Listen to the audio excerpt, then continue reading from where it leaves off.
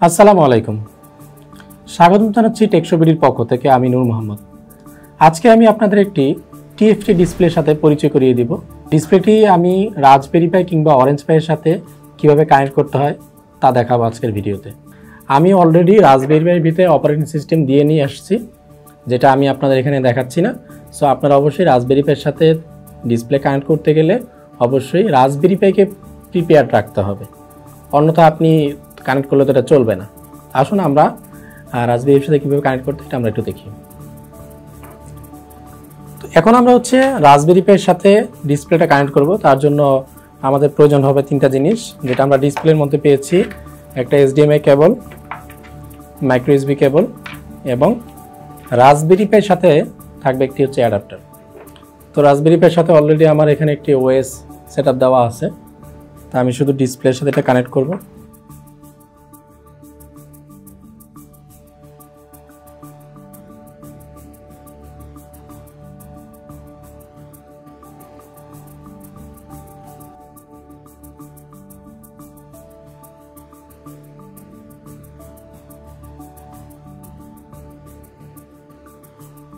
মোটামুটি হচ্ছে কানেকশন। এখন আমি যদি এখানে অ্যাডাপ্টার কানেক্ট করে দিই তাহলে আমার রাজবেরি পাই পাওয়ার আপ হয়ে যাবে। তো তার আগে আমি একটু এটার সাথে একটা মাউস এবং একটা কিবোর্ড কানেক্ট করে নিব। আপনারা দেখতে পাচ্ছেন আমার সামনে একটি কিবোর্ড এবং একটি মাউস রয়েছে। এখন আমি যদি এটা পাওয়ার আপ করি আমার ডিসপ্লেতে অলরেডি পাওয়ার চলে আসবে।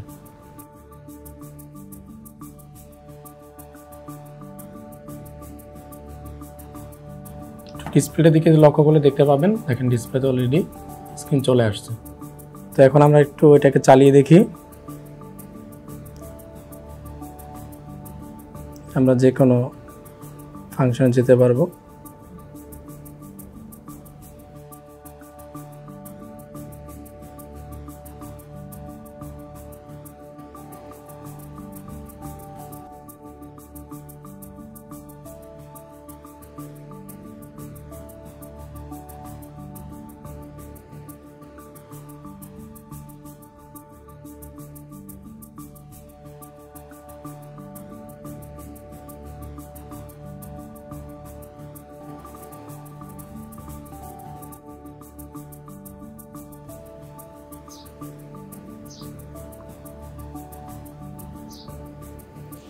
আমার মতে ছোট ডিসপ্লে হিসেবে রাজবেরি পাই কিংবা অরেঞ্জ পাইয়ের জন্য খুবই চমৎকার একটা ডিসপ্লে হতে পারে।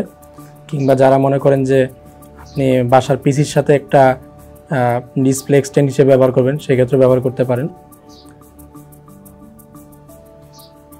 তবে রাজবেরি পাইয়ের সাথে কিংবা অরেঞ্জ পাইয়ের এই ধরনের ডিভাইসের সাথে ব্যবহার করাটাই বেশি যুক্তিযুক্ত হবে। কারণ যে আমরা যখন এগুলো নিয়ে কাজ করি, বড় ডিসপ্লে আমাদের ক্যারি করার জন্য একটু ঝামেলা হয়, এজন্য আমরা ছোট ডিসপ্লে সাথে রাখতে পারি। যখন যেখানে প্রয়োজন হয় আমরা কিন্তু ব্যবহার করতে পারবো। তা আশা করছি আপনারা ডিসপ্লের পুরো ফাংশনটা বুঝতে পেরেছেন। অরেঞ্জ পাই ব্যবহার করে আমি একটু ডিসপ্লেটা আপনাদেরকে দেখাতে চাচ্ছি। তো এই আমার সামনে অরেঞ্জ পাই, আমি এটি দিয়ে ডিসপ্লেটাকে চালিয়ে দেখাবো। তো অরেঞ্জ পাইয়ের ক্ষেত্রে একই কথা, আপনি একটা ভালো রেটিংয়ের অ্যাডাপ্টার ব্যবহার করতে হবে। এইখানে আমি একটা 5 ভোল্ট 3 এম্পিয়ারের অ্যাডাপ্টার ব্যবহার করছি।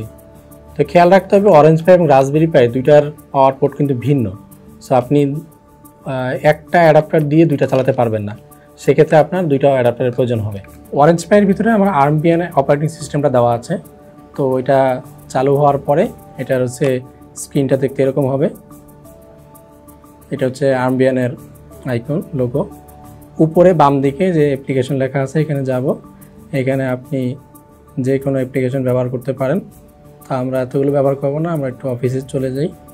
অফিস থেকে রাইটারে চলে যাব। এবার আমি এখানে লিখব। তার আগে আমি এখান থেকে ফন্ট সাইজটা বাড়িয়ে নিই। লিখি